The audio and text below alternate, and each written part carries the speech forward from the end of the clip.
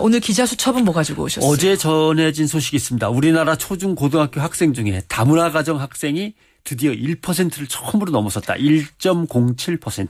1%를 넘어섰다 그럼 몇 명쯤 되는 거죠?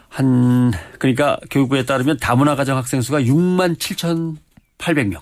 67,800. 우리나라 학생 수가 한 650만 된다고 치고요. 예. 1년 전보다 12,000명 정도 늘은 거고 다문화 가정 처음 조사한 게 2006년이었어요. 예. 9,400명 정도. 근데 해마다 6,000명에서 8,000명씩 늘어납니다. 그래요. 그래서 8년 만에 7배가 늘어난 거죠. 많이 늘어났네요. 네. 근데 전체 학생 수는 줄고 있어요. 그렇죠. 1년에 20만 명 정도는 줄고 있습니다. 쑥쑥 주는데 다문화 가정의 학생 수는 쑥쑥 늘어나서 한 3, 4년 안에 10만 명을 돌파하지 않느냐 이렇게 돼 있고요. 다문화 가정 학생들 국적은 어때요? 역시 조선족을 포함해서 중국 쪽이 제일 많죠. 한 34%. 일본이 한 20%. 베트남이 한 17%. 그다음 필리핀 15%. 태국, 몽골 이렇게 순서로 가고요. 그러니까 이제 부모 중 어느 한쪽만이라도 외국 국적이면은 이제 다문화 가정이라고 이제 인정을 하는 거고요. 특히 이제 베트남을 주목해야죠. 다문화 가정 학생 수가 지난해 6,300명이었는데 올해는 벌써 11,200명으로 거의 2배 가까이 늘었습니다. 그래요? 경북하고 경남에 주로 사는 걸로 나와 있군요. 이게 이제 어제까지 나온 통계 기사 내용입니다. 베트남 아이들이 쑥쑥 늘어난다. 이거는 그러면 베트남 출신의 부모가 많다는 얘기죠? 그렇죠. 특히 어머니들이 많다는 얘기죠. 그렇죠. 다 아시는 대로 국제결혼 해가지고 농촌 총각들하고도 뭐 결혼하는 데가 많고 한데 근데 기사의 뒷얘기들 이것저것 좀 살펴보면요. 베트남 결혼 이민이 늘어난 게 2000년부터입니다. 그 이전에는 우리나라에 국제결혼해서 들어오는 여성들은 주로 중국이하고 일본이 많았어요. 그렇죠. 중국은 가깝고 조선족 동포라는 이제 또 특이한 성향이 있고 상황이 통한다는. 있고 일본은 제1동포도 있지만 특히 통일교 국제결혼이 일본하고 많았습니다. 맞아요. 예, 지금은 뭐 그렇지는 않습니다. 또 통일교 국제결혼이 한풀 꺾인 이후에 이제 중국하고 베트남이 양대 축을 이루게 되는데 아시아에서 베트남과 필리핀이 대표적인 결혼할 때 신부 공급 국가입니다. 예. 베트남은 특히 우리나라하고 대만에 많이 보내죠. 필리핀은 영어를 그럭저럭 한다는 강점이 있고요. 베트남은 도대체 어떤 강점이 있는가 하면 뭐죠? 좀 오해 없이 들어주시기 바랍니다. 인종을 어떻게 하는 건 아닙니다. 첫째, 피부색이 상대적으로 좀 하얗습니다. 그러니까 굉장히 지금 현실적인 얘기를 하시는 파키스탄, 거예요. 뭐 이렇게 뭐 몽골 이런 쪽으로 딱 따진다면 베트남 피부가 좀 하얀 거. 그러니까 아마 우리나라 남성들이 선호할 수 있고요. 그래요.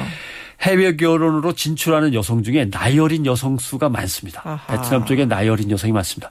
또 남자들이 또 나이 어린 쪽을 선호할 수도 있죠. 결혼 중개업자들의 영업이 다른 나라에 비해서 수월합니다. 그리고 이윤이 많습니다. 다른 나라가 훨씬 규제가 심하다는 얘기예요. 중개 수수료 떨어지는 이윤이 많습니다. 그러니까 베트남 쪽과 거래도 많이 하게 되는 거고 베트남에도 결혼 중개업자가 많이 생겨나고. 또 하나 뭐 다 짐작하시는 이유입니다. 베트남 전쟁이 길어지면서 남성들이 많이 희생돼 가지고 남성이 별로 없습니다.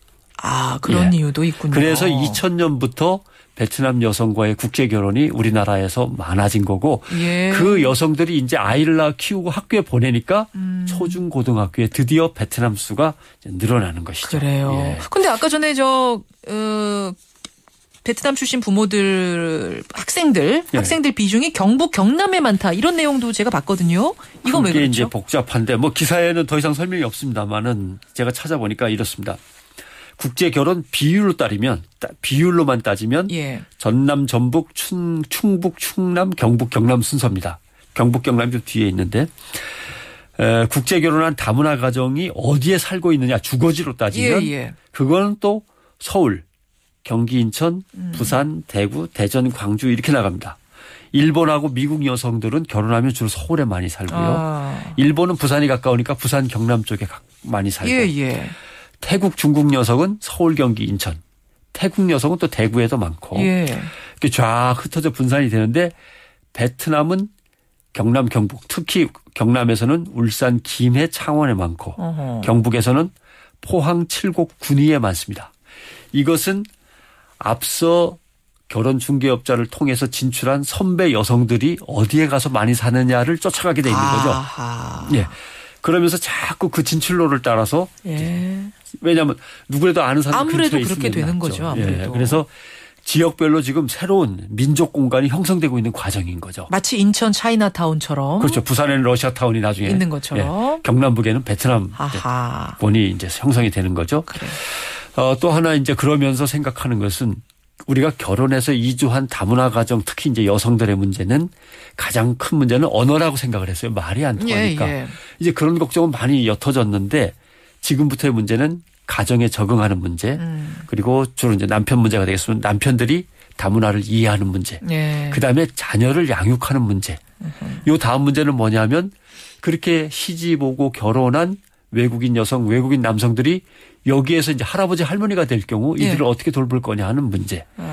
점점 문제의 양상이 변해지는 거죠. 그래요. 사회적 네트워크 형성이 이제 다문화 가정 문제로 부각되고 있는 겁니다. 내가 이 나라 국민이라는 생각을 빨리 갖게 해줘야 되는데 그러려면 먼저 내가 이 마을 사람이라는 걸 또 갖게 해줘야 됩니다. 예, 그러니까 예. 지역의 정체성이 이제 중요한 과제로 등장하고 있는 것이죠. 초중고등학교 학생 중 다문화 가정 학생이 전체 1%를 처음으로 넘어섰다는 뉴스. 그 뉴스의 이면 들여다봐 주셨습니다. 수고하셨습니다. 고맙습니다.